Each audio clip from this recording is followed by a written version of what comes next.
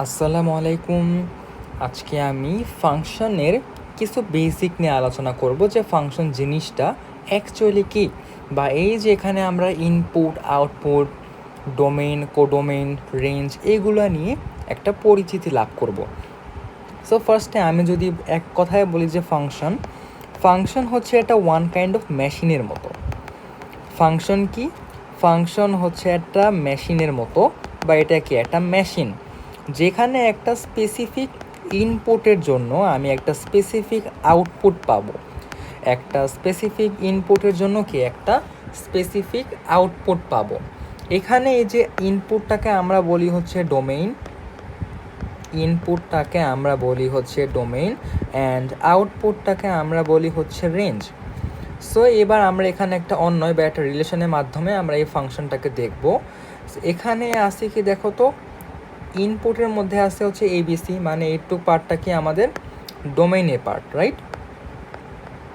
এটা হচ্ছে কি ডোমেইন। সো এ ইনপুটের জন্য আমি এখানে কি পাচ্ছি, এ এর জন্য আমি এখানে পাচ্ছি এক্স, বি এর জন্য পাচ্ছি হচ্ছে ওয়াই, সি এর জন্য পাচ্ছি কি জেড। মানে এখানে আমি তিনটা ইনপুটের জন্য এই তিনটা আউটপুট পাচ্ছি, রাইট? ওকে।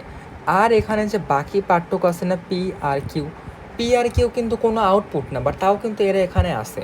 এই যে এখানে এক্স ওয়াই জেড, মানে এই যে রেঞ্জ অ্যান্ড বাকি সব কিছু মিলাই হচ্ছে আমরা এটাকে বলি হচ্ছে কোডোমেইন। সো কোডোমেইন কি?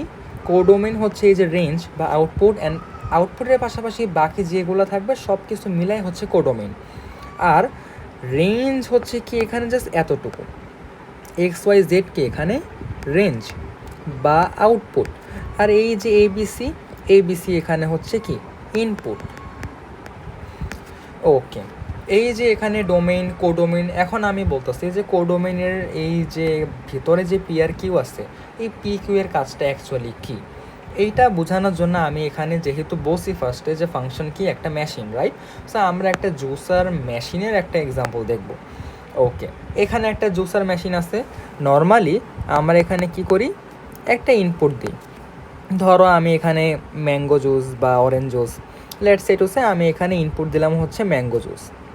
যখন আমি ইনপুট দিব, মানে ম্যাঙ্গো, আমি এখানে জাস্ট ম্যাঙ্গো যদি এখানে ইনপুট হিসেবে দিই, এরপরে এখানে যে এই জিনিসটা এখানে লাঠির মতো একটা আছে না, এইটাকে যখন আমি ঘোরাতে থাকলেও কী হবে, জুস হইতে থাকবে না, ম্যাঙ্গো থেকে ম্যাঙ্গো জুস হইতে থাকবে। তার মানে আমি ফাইনালি এখানে একটা আউটপুট কী পাবো, আউটপুটটা হচ্ছে এই ম্যাঙ্গো জুস। বা চাইলে কি আমি এখানে ম্যাঙ্গোর পরিবর্তে অরেঞ্জ দিতে পারি, বা এনিথিং আমি কি এখানে দিতে পারি, আনার দিতে পারি, বা যেটাই হোক। সো এই যে এখান থেকে দেখো আমি একটা ইনপুট দিলাম, ইনপুট দেওয়ার পরে কি হলো, একটা প্রসেস হলো, রাইট? প্রসেস হলো আউটপুটের জন্য। দেন ফাইনালি প্রসেসিং শেষে একটা আউটপুট আসলো। এই ওভারঅল জিনিসটাকে আমরা বলতেছি ফাংশন। ওকে, এবার আমি একটা এক্সাম্পল দিব যে এখানে জুসার মেশিনে ধরো তুমি ইনপুট হিসেবে দিলে হচ্ছে ম্যাঙ্গো, ইনপুট হিসেবে তুমি ম্যাঙ্গো দিলা, তাইলে তুমি আউটপুট কি পাবা, আউটপুট হিসেবে এখানে তুমি পাবা হচ্ছে mango juice, right? Mango juice পাবা। সো এই যে এখানে ম্যাঙ্গো জুস কি তোমার রেঞ্জ, আর ডোমেন কি এখানে ম্যাঙ্গো। এখন আমি কি চাইলে এই যে আউটপুটে আমার ম্যাঙ্গো জুসটা আছে, এটার পাশাপাশি আমি কি একটু সুগার অ্যাড করতে পারি না? চাইলে জুস আমার হয়ে গেছে, এরপরে আমি এখানে সুগার অ্যাড করতে পারি, চাইলে কি একটু পরিমাণে দুধ অ্যাড করতে পারি, রাইট? আরও অনেক কিছুই কি চাইলে আমি কিন্তু এখানে অ্যাড করতে পারি।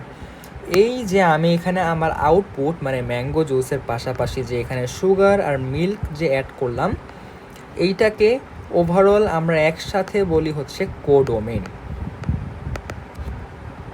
মানে আসল থালির মধ্যে কি এখানে ম্যাঙ্গো জুস আছে, এর পাশাপাশি অন্যান্য জিনিসগুলো সহ একসাথে বলা হয় কোডোমেইন।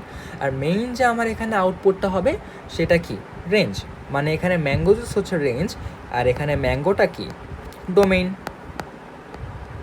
সো এই হলো আমাদের ওভারঅল ফাংশনের কাহিনী।